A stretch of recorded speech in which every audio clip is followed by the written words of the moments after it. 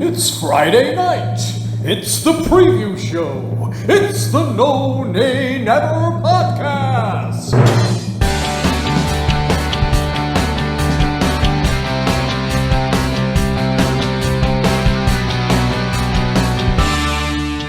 Hello and welcome to the preview show brought to you by the No Nay Never podcast.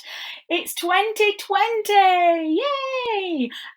Thank you all for sticking with us over that chaotic Christmas fixture list where Dave and I did our stockpile of recordings, and I think by the end of them we were a little bit confused as to whether we were in the future, the past, the present, whether Christmas had gone, whether we were in that weird 6 days between Christmas and New Year, or quite frankly, what planet we were all on. So I'm amazed we managed to get anything coherent out, but we did, and that's because Dave rocks. But we're back in our usual routine.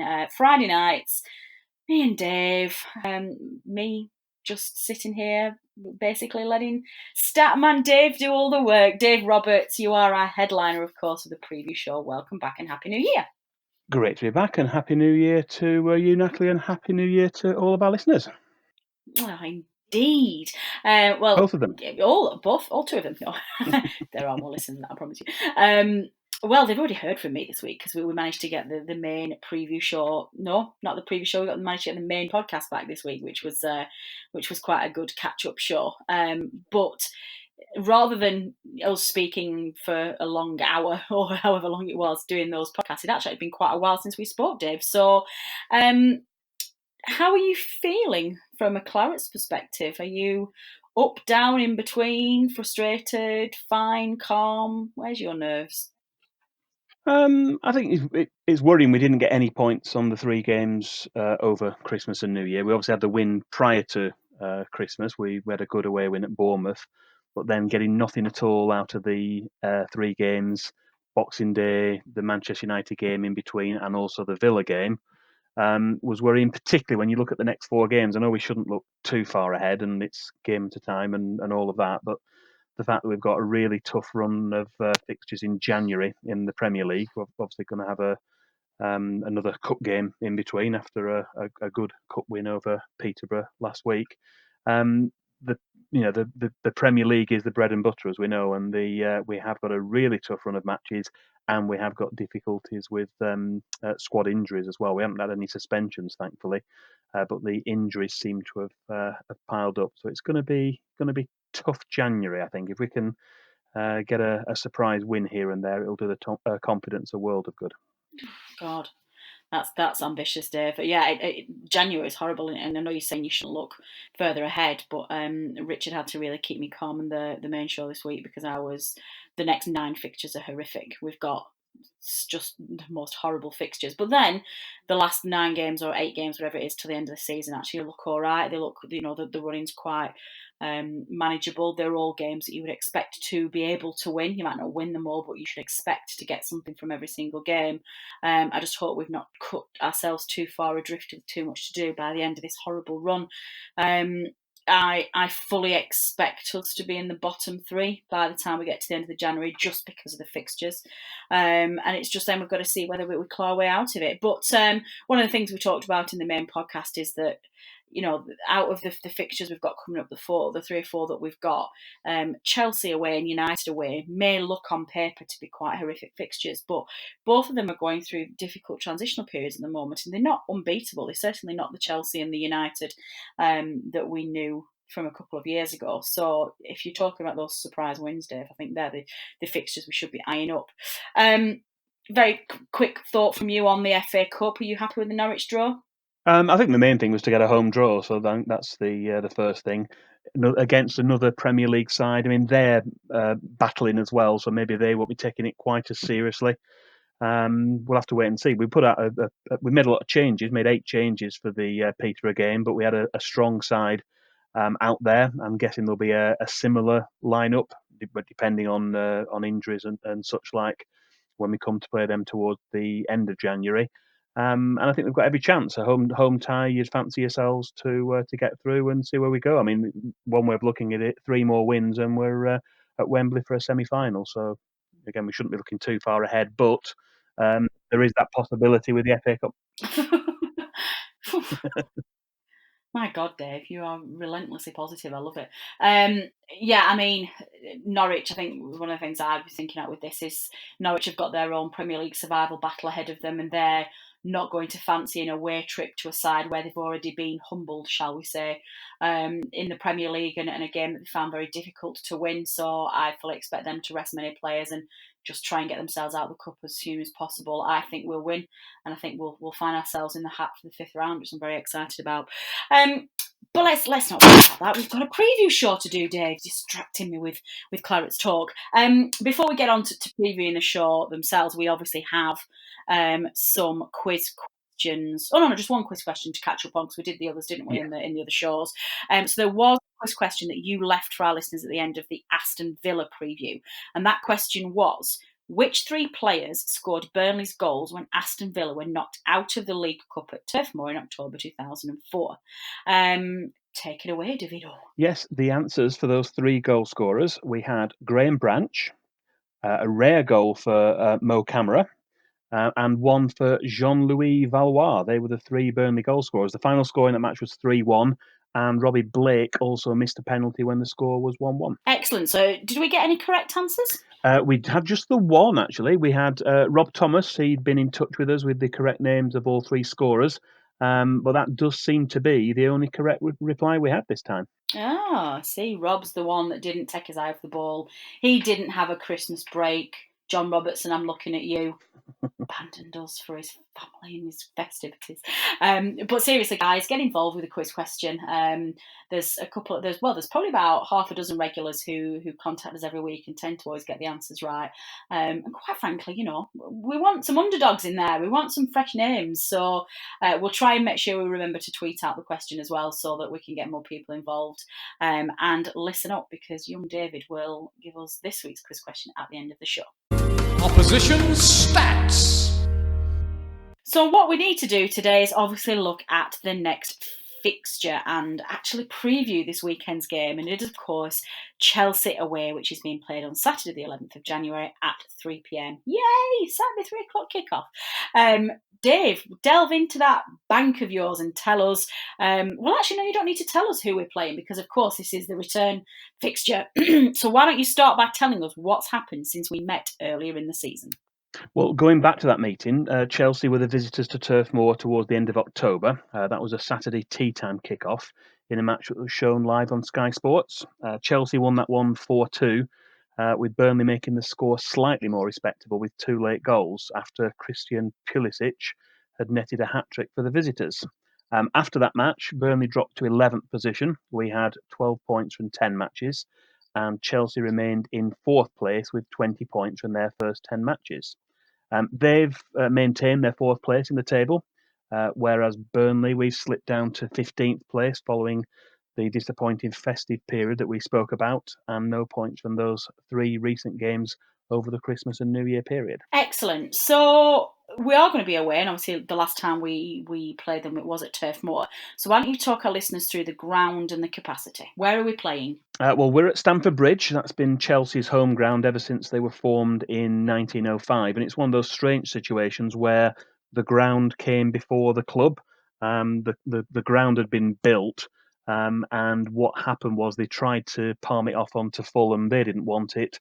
So in the end, they created a new club, and that became Chelsea. It currently holds just under 41,000 supporters. And it's been a relatively happy hunting ground for Burnley fans in the 21st century. As we will go on to mention later in this preview. Our allocation of 1,540, 1,000, it's easy for me to say, 1,534 tickets, I think will probably have sold out. So hopefully there'll at least be a decent away following in West London this Saturday afternoon as we strive for our 3rd away win of this Premier League season. Yeah, that would be nice, wouldn't it? So looking at the fixtures between the two clubs, what's been the heaviest Burnley defeat at Stamford Bridge, obviously? Yeah, we're looking now for the away games down at Stamford Bridge. Chelsea can boast one win against Burnley at Stamford Bridge by a 5-goal margin, and that was a 6-1 victory in September 1957.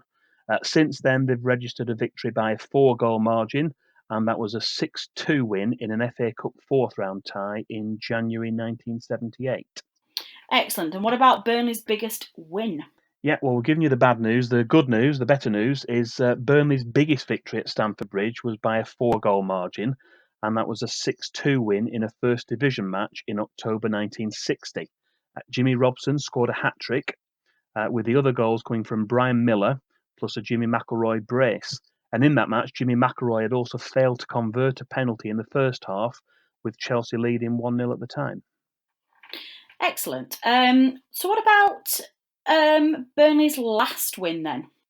Quite recent, yeah. There'll be one or two listeners, I think, who will have good memories of this match. It was the first match of the 2017-18 season, and it was full of incident. An early red card for Chelsea's Gary Cahill was followed by 3 first-half goals for the Clarets, 2 for Sam Vokes, and another for Stephen Ward, a really good goal from Stephen Ward in between. So we went into the break unbelievably 3 goals up, playing against 10 men. Despite pulling 2 goals back in the second half, Chelsea were later reduced to 9 men after Cesc Fabregas was sent off, but they couldn't prevent a famous 3-2 Burnley win. That's what I like to hear.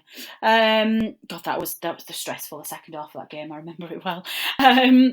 What about last season's meeting? Well, yeah, in that game, after taking an early shock lead at Stamford Bridge with a goal from Jeff Hendrick, we then conceded 2 goals in quick succession, but came from behind to salvage a point in a 2-2 draw after Ashley Barnes had scored. All those goals were scored in the first 25 minutes, and that match took place in April towards the end of the season.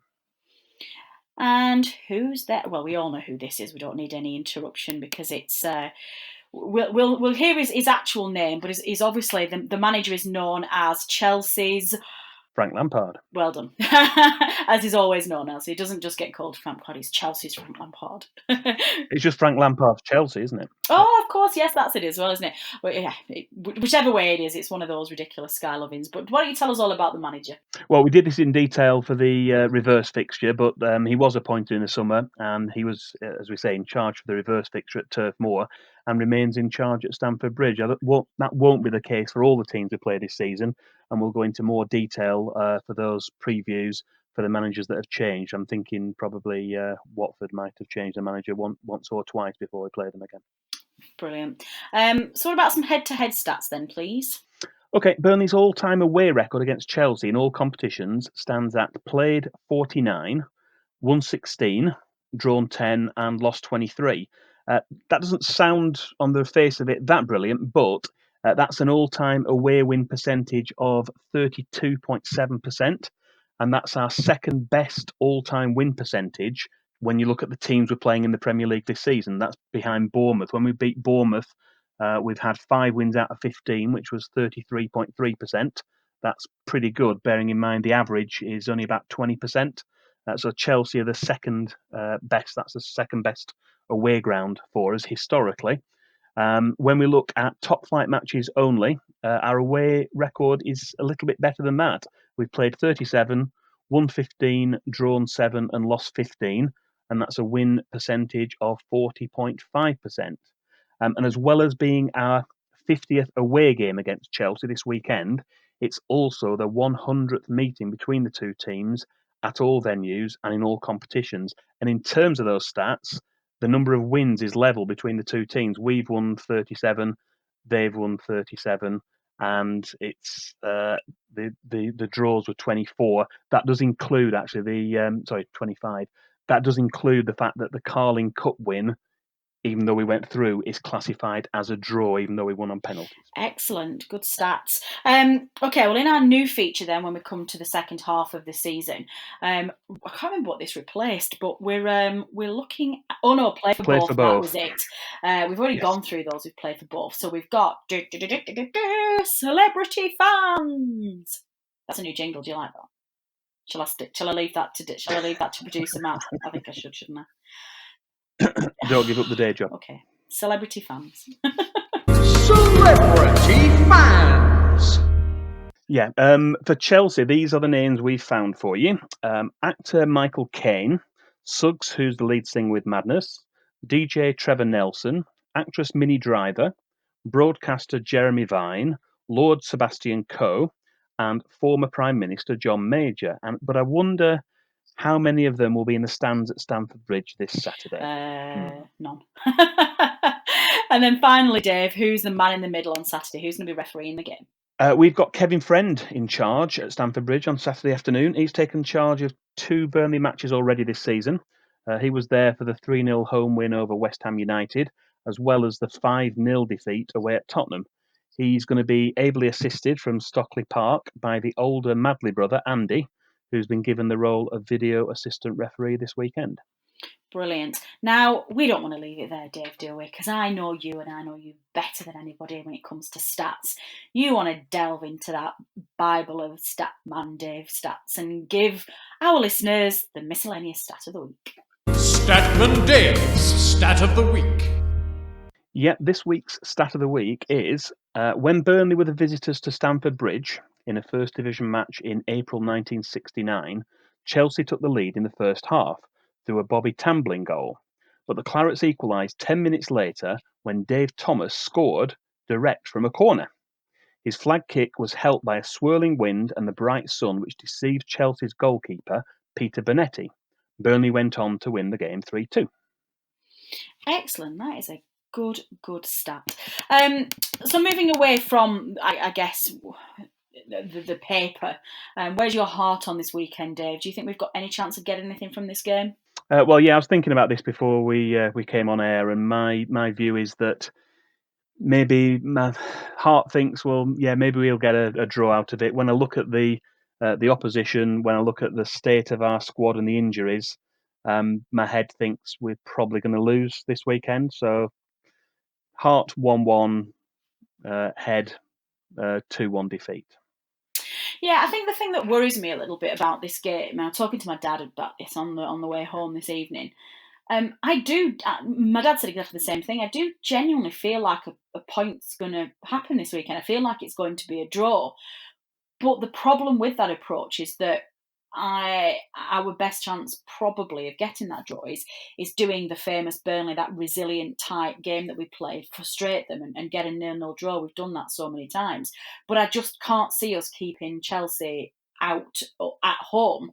So I think they're going to score at least one. So then do we have the goals in us to be able to claw one back or go one goal ahead and just only let one goal in to get that draw? And from the recent performances, we don't feel like we've got that many goals in us. Now, hopefully, the performance, the relaxed atmosphere in the Peterborough game will, spur the players on, relax them a bit, and just give them a bit of fresh impetus to go out and score goals. But I share with you as well. I don't think the injury news is as bad as we first thought. I mean, this has all come out since we recorded the main show on Tuesday. JBG's not as bad as we thought he was going to be, and Ashley Barnes is finally getting that groin injury looked at. So we might end up being a bit short, but I guess for these games that we're probably not expected to get anything from them, Dave, that's probably the best we can hope for, is to get them fixed during this period.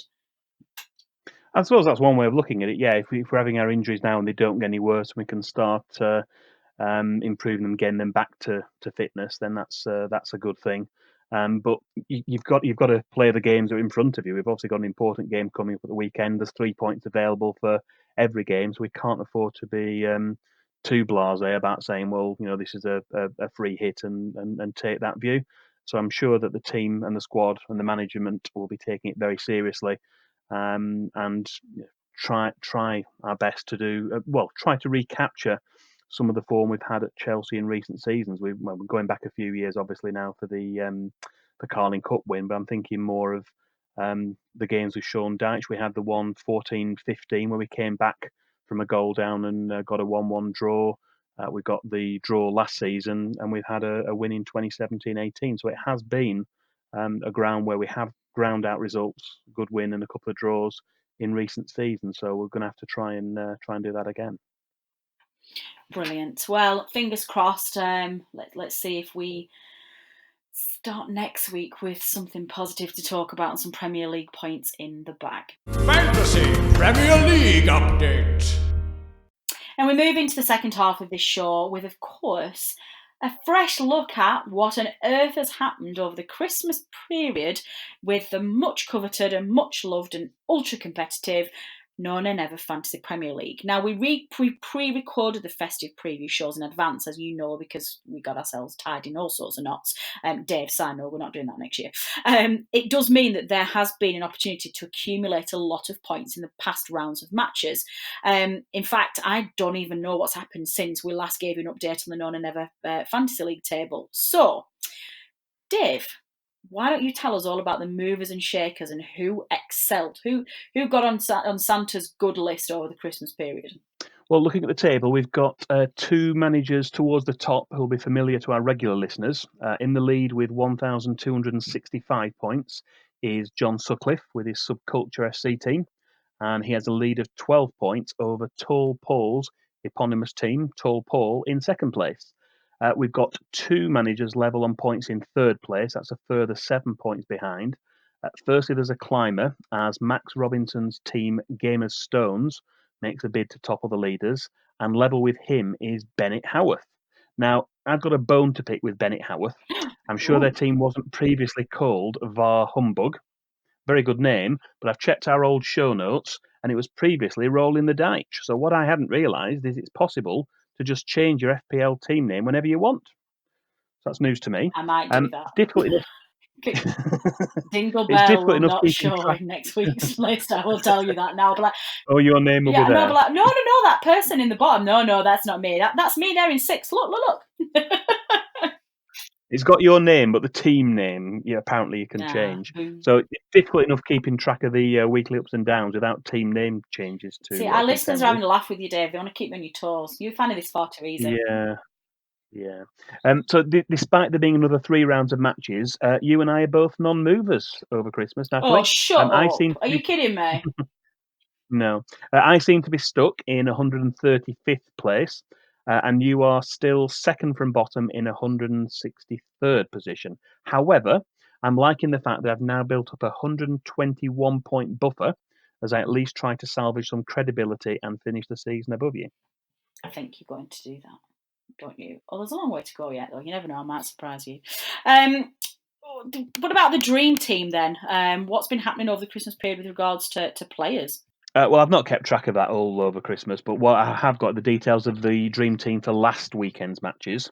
The best combined 11 would have been Leno of Arsenal in goal, a back five of Socrates, Robertson, Southampton's Jack Stevens, plus Fredericks and Aspilicueta. Then we've got Noble, Perez, and Grealish in midfield. And finally, Gabriel Jesus and Gerard Deulofeu up front. And in case you were wondering, that means there weren't any Burnley players in that dream team, which will probably come as no surprise to anyone. Yeah, I for one, I'm shocked as hell. Fine. So, what about the actual? Where did we get to? I can't even remember where we get to. I'm out of practice with the Premier League. So obviously we know Burnley players. What about the actual league tables themselves? I mean, who is the current Burnley leading points player with points? Well, we didn't get too many points over Christmas and New Year with the games we played, but Nick Pope and Chris Wood now share the lead in terms of being the Claret's highest point scorers. They've got 75 each. Overall, Jamie Vardy's still the number one player. He's got 144 points, but he's closely followed now by Kevin De Bruyne on 141 and Liverpool's Sadio Mane on 140. Interesting stuff. Well, now that we're back to a more regular schedule of matches, we're going to obviously keep bringing you regular Fantasy Premier League updates for the remainder of the season until we discover who will be our ultimate champion in May. You never know, we might even be able to get them on the podcast for some tips. Dave, that's a really good idea. Listeners, a little bit of a behind the scenes thing for you. Dave wrote that little bit of script for me, so I didn't know that was coming until I read the end of the sentence. And that is a really good idea. So whoever wins, we'll get them on the preview show. We'll have to. Well, if we've got a really obvious one, I don't know how we're going to work that, and I'm not going to bore our listeners while my brain ticks that over live on air. We'll get them on the podcast at some point, but that's great. Maybe the start of next, do a preview at the start of next season, and get them to give some advice. See, whatever he said. That's that sounds good. So that's an incentive for you guys. You can win the fantasy football league and bag yourself a place on the preview show along with the legend that is Statman Dave. Statman Dave's quiz question. And finally, we finish this week's episode with the other much loved aspect of the previous show, and that is, of course, Dave's quiz question of the week. Dave, what are you going to challenge our listeners to this week? Okay, this week's quiz question is, when Burnley knocked Chelsea out of the Carling Cup on penalties in a fourth round tie in November 2008, the Clarets finished the match with 10 men, but which player was sent off during the second period of extra time? I don't remember that at all. I remember, and I think it's because I wasn't at Stamford Bridge for this game because I was at law school at the time studying for my law exams to qualify essentially, and I was in lectures when this day was, and I think I had exams or something, so I couldn't go. And I remember recording the game and watching it at something like midnight and going on a complete media blackout. So I remember the penalty. I remember us scoring quite early on, did we? And I remember the penalties as well. I don't remember anybody getting sent off. Anyway, Dave, that's really that. I'm going to try and think about that. Not for the first time. Shock. Why don't you tell our listeners how they can submit their correct answers? Yes, they can tweet or message us on Twitter at NoNayNever, post on our No Nay Never Facebook page, or email podcast@nonaynever.net. Excellent. And apparently you've got some stats about some red cards or something? I've tried to compile it. I'm still in the process of doing it because it's not that easy. But there are details now of over 160 past red cards for Burnley players, and there's almost 200 for our opponents, and that's incorporated into the Burnley match database on the Burnley stats page, which we use to research the preview show. And you can discover more about the bad boys of the past by visiting this helpful short link at bit.ly/Burnley stats, and that's all in lowercase. Excellent. Well, we will, of course, reveal the correct answer to our quiz question at the start of our next preview show. And that is all we have time for this week. Goodness me, time doesn't half fly when you are having fun. We're going to leave this week's podcast with a little bit of a plug.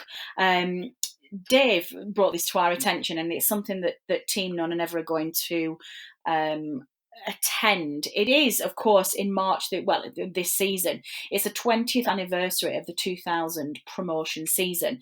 And Dave, apparently the BFPA are doing something to mark the occasion. Yes, there's a dinner on Saturday the 28th of March. That's at 7 p.m. And basically they're getting supporters there for dinner, but also trying to get, I think, as many of the squad there for that. So that'll be a really good event. These things are really good when you get the past players together and get the supporters. Particularly 20 years, it's an important milestone, and it'll be a really good night. Yeah, it does. There is a contact email here. I think we will probably put this out on the Twitter page as well. But there is a contact email address for anybody who's interested in getting tickets. It's £20 per person. And that is, the contact is an email v.simpson@burnleyfc.com. So we will pop those details in the show notes, or we will post them on Twitter. And if you can get yourselves there, I think Team None Never is going to be there as well. So it'll be a good night all round. So that genuinely is everything we've got time for this week now.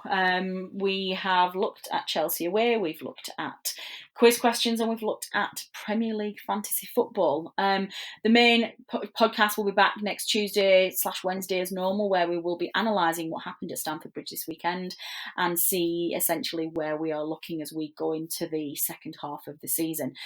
Dave and I will be back next Friday as usual to preview the next game, which is Leicester, is it? Or do we have an FA Cup in between? I can't remember. Leicester.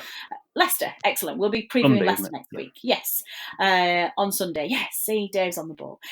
So please do join us for that. Our thanks as ever go to producer Matt for editing the second show of this week.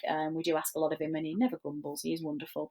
But my main thanks, of course, go to Dave Roberts, Statman Dave, who puts in an extraordinary amount of effort into the preview show, and, well, quite frankly, it would not exist if it wasn't for his expertise and his hard work. So thank you, Dave. It's always a pleasure. We will be back next week as normal. If you've got any questions or quiz answers or anything that you want us to debate, then you know how to get hold of us, and we will see you next week. This has been the preview show brought to you by the No Nay Never podcast. Until next time.